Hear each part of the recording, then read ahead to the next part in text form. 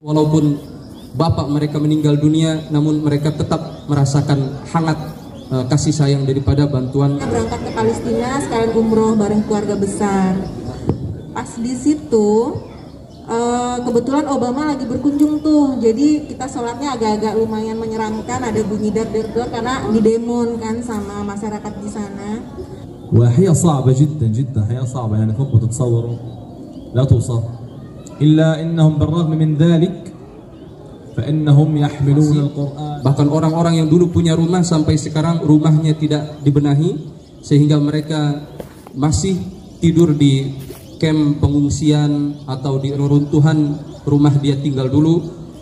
Dan alhamdulillah dengan dukungan Indonesia dan bantuan Indonesia, khususnya lembaga ACT ini, aksi cepat tanggap yang begitu berdampak baik untuk kelangsungan hidup Palestina, maka kesusahan-kesusahan tersebut terasa ringan dan membahagiakan hati anak-anak Palestina, yang dimana ACT ini bisa mengadakan sumur air untuk orang Palestina. Kemudian anak-anak yatim pun, walaupun bapak mereka meninggal dunia, namun mereka tetap merasakan hangat kasih sayang daripada bantuan Indonesia.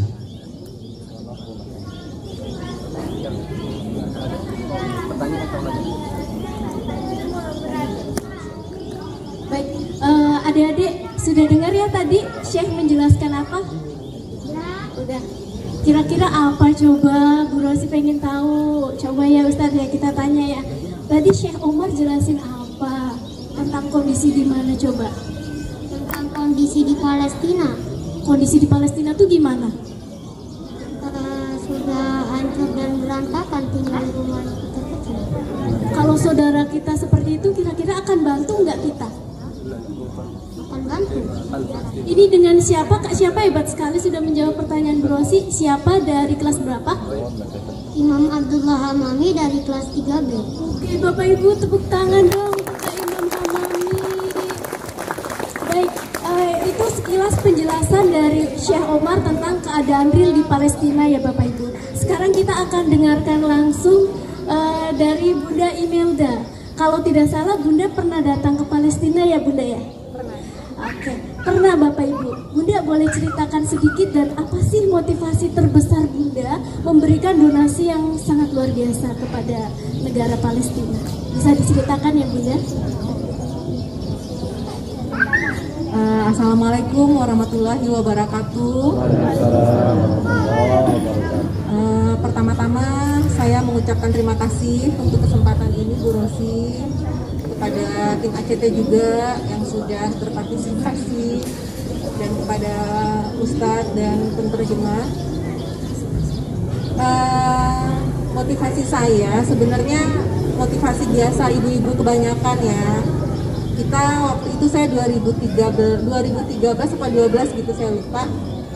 Saya berangkat ke Palestina sekalian umroh bareng keluarga besar. Pas di situ kebetulan Obama lagi berkunjung tuh, jadi kita sholatnya agak-agak lumayan menyeramkan, ada bunyi dar-dar karena didemon kan sama masyarakat di sana. Nah, saya sama ibu dan keluarga besar saya di perjalanan. Jadi gini, waktu kita lagi sholat, selesai kita sholat tuh kita bisa tuh ketemu sama imam, macam motivasi lah untuk ayo dong bawa jemaah ke sini yang banyak gitu-gitu. Terus disuruh untuk diminta juga untuk berbuat menyumbang dana lah untuk kebaikan masyarakat di sana gitu. Nah, ketika saya berjalan, kita jalan mutarin kota, itu mutawi saya bilang, Ibu, di sini ini kita akan banyak temui anak-anak kecil-kecil, lucu-lucu, cantik-cantik dan cute overload lah ibaratnya gitu. Tapi kasihan, mereka itu semuanya bapak ibunya korban perang. Jadi ada satu semacam pesantren yang isinya anak-anak korban perang, tidak ada ayah dan tidak ada ibu. Jadi tolong siapkan ya donasi terbaiknya. Kalau mau nyumbang jangan di jalanan gitu. Jangan di jalanan, kalau bisa di sana itu langsung kena gitu kan ya. Ya waktu itu kita kan namanya kita jalan-jalan, memang kita ada waktu di Indonesia pun dibilangin. Jadi saya bawalah pecahan-pecahan ya. mungkin nggak lebih banyak lah dari 30 juta lah waktu itu, tapi dalam pecahan kecil. Nah terus pas kesana, waktu kita ngebagi-bagiin itu, tiba-tiba uang habis nih. Waduh, dan mereka itu semangat sekali gitu. Jadi di satu tempat saya kasih duit, semuanya rombongan kita tuh kayak begitu, kayak sedekah lah ya. Ngelihat anak-anak bercanda, bermain, senang gitu kan. Tapi dalam hati tuh, mereka kan kasihan ya, mereka nggak ada ibu bapaknya. Oh tapi nggak apa-apa, mereka ibu bapaknya seluruh umat di Indonesia, seluruh dunia gitu. Terus datang lagi satu tempat gitulah, pas bagi-bagi uang habis. Terus saya bilang, ya Allah, saya tuh pengen banget loh membahagiakan mereka, saya pengen kasih rezeki yang halal buat mereka gitu waktu itu. Jadi sejak itu saya niatkan waktu saya balik ke Indonesia, kalau mau berdonasi ya pasti orang terdekat kita dulu, tapi minta sama Allah, semoga Allah kasih kita rezeki, kita bisa meluaskannya sampai ke Palestina gitu, karena mereka saudara kita, mereka anak-anak kita, orang tuanya berjuang untuk agama kita kan. Terus sejak itu saya berusaha nih setiap tahun sesuai kemampuan saya sedekahlah, kirim ke Palestina seadanya. Waktu itu lewat mana-mana aja, ACT lah ya, yang ada lewat di timeline saya lah, karena kan kita ibu-ibu kan nggak jauh-jauh dari handphone kan ya. Jadi ya udah, lama-lama saya niat, ya Allah kok kayaknya kurang berarti ya, saya tuh pengen yang lebih banyak lagi gitu kan ya. Nah alhamdulillah pas kemarin saya dikasih rezeki lebih dari Allah. Saya rasa saya bisa nih kirim ke Palestina lagi buat saudara-saudara kita di sana gitu. Alhamdulillahnya saya dibantu sama Pak Hakim, kalau nggak salah dulu masih di sini nggak Pak Hakim ya? Iya, udah pindah ya. Nah itu Pak Hakim yang mengenalkan dengan ACT lewat WA juga waktu itu gitu. Nah begitulah Ibu ceritanya. Subhanallah Bunda, dari donasi yang kemana-mana akhirnya tersentral ke ACT ya. ACT, terima kasih ACT ya. Pak Ibnu Hajar, semoga Allah balas kebaikan Bapak menjadi relawan. Amin amin ya Rabbal alamin. Baik, Bun, boleh tanya satu lagi ya Bun? Apa sih manfaat setelah Bunda memberikan sedekah kepada negara Palestina, kepada warga-warga tadi, anak-anak kecil yang ibu bapaknya ya Allah qadarullah udah meninggal, manfaat apa yang Bunda rasakan bagi Bunda, anak-anak, keluarga Bunda? Bisa cerita sedikit tuh? Masya Allah ya. Manfaat yang saya rasain itu begini, nggak tahu kenapa dari dulu saya kan dari kecil diajarkan sedekah sama ibu, terutama tiap bulan Ramadan itu kasih makanan. Tahun ini misalnya kasihnya 5 bungkus, tahun besok 10 bungkus, tahun besok pokoknya ada peningkatan aja. Jadi dari kecil tuh emang udah diajarin sedekah gitu ya. Dan saya ketika punya anak, saya juga ngerasa punya kewajiban nih, kayaknya anak-anak juga harus dekat dengan sedekah ya. Terus terang dengan bersedekah itu hati menjadi lebih senang gitu. Nggak tahu kenapa, misalnya nih ibu-ibu ya, nih saya benar-benar kasih tahu ya, kita kan hobi shopping ya ibu-ibu ya, hobi belanja-belanja gitu, belanja-belanja yang duniawi lah sifatnya gitu kan ya. Hari ini beli tas nggak cukup, besok beli sepatu nggak cukup, beli lagi. Nah untuk nggak tahu, saya mensiasati diri saya sendiri ya. Kalau saya habis boros nih ya ibu-ibu ya, saya habis beli tas misalnya gitu, rasa bersalah nih, wah beli tasnya agak-agak mahal. Caranya apa? Saya sedekah ibu-ibu, habis itu rasa bersalah saya hilang. Jadi buat ibu-ibu ya, kalau seandainya pengen shopping, ya itu buat diri sendiri nggak apa-apa, tapi jangan lupa sedekahnya. Jadi gitu, kalau habis belanja, beli sepatu, beli baju, apalagi mungkin beli mobil gitu ya ibu-ibu ya, yang kira-kira udah punya mobil, masih juga pengen cari mobil yang lain. Untuk bikin hati adem itu saya sedekah ibu-ibu. Dengan begitu nggak tahu rasanya hati saya kayak nyaman. Terus alhamdulillahnya tuh kayaknya saya di-approve ya, boleh ya gitu ya. Itu lucu-lucuannya sih. Tapi memang sedekah itu membawa kita seperti Allah itu kayak kita sedekah, kita kayak saya serasa kayak dibukain lagi pintu-pintu yang lain, pintu-pintu rezeki yang lain. Itu bener banget. Saya kan cuman pedagang biasa kan, pedagang Tanah Abang, cuman jual baju-baju gamis biasa dari dulu, dari keluarga besar saya. Sejak saya mulai sedekah nih, rutinin gitu ya, dari sedekah kecil yang kecil lah, simpel gitu, sampai berusaha untuk meningkat. Saya ngerasa kayak pintu bisnis saya kok terbuka lagi ya. Dari yang cuma jual dagangan baju, saya jadi bisa sekarang kayak jualan alat kesehatan, baju alat kesehatan. Terus sekarang saya juga bisa jual alat-alat kesehatan untuk rumah sakit. Terus jadi abis dari situ ada proyek ini lagi gitu. Jadi saya ngerasa dengan bersedekah, duit saya tuh nggak habis.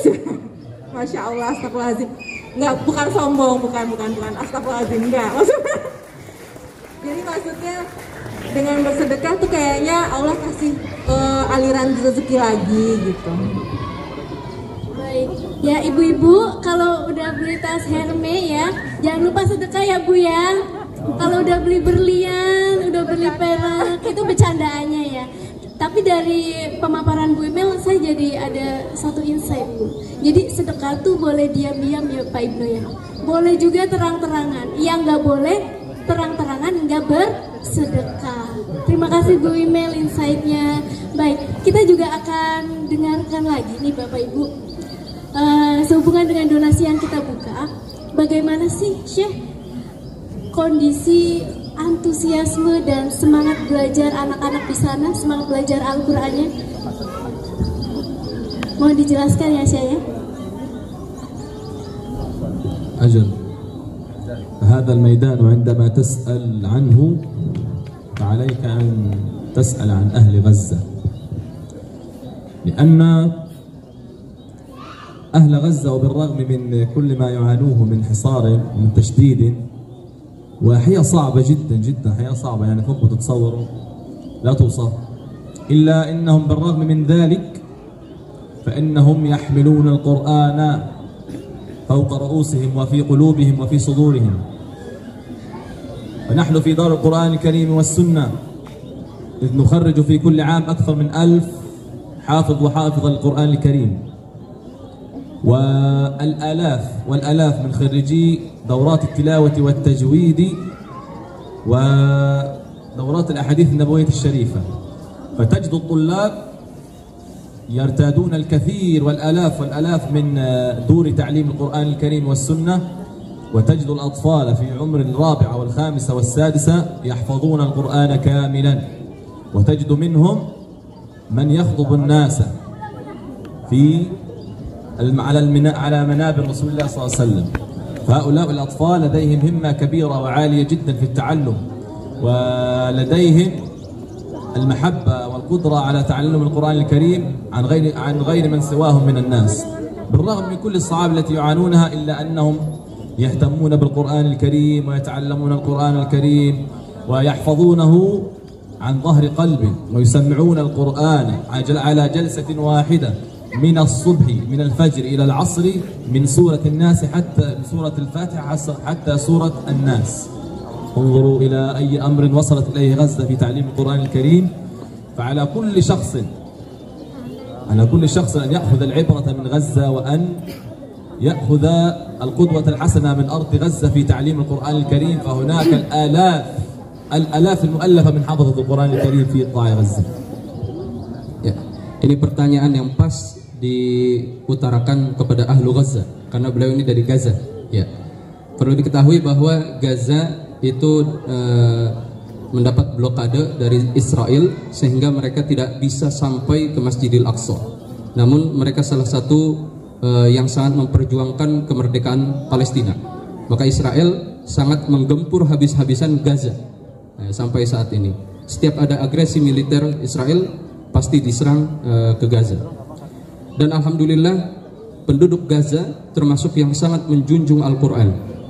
Karena salah satunya beliau ini bekerja di muassasah lembaga Al-Quranul Karim was Sunnah, yang dimana di dalamnya itu banyak ribuan anak yang setiap tahunnya itu menyelesaikan atau khatam hafalan Al-Quran, ribuan anak. Kemudian mereka itu mulai dari 4 tahun sudah menghafal Al-Quran. Bahkan sampai yang tua pun ada.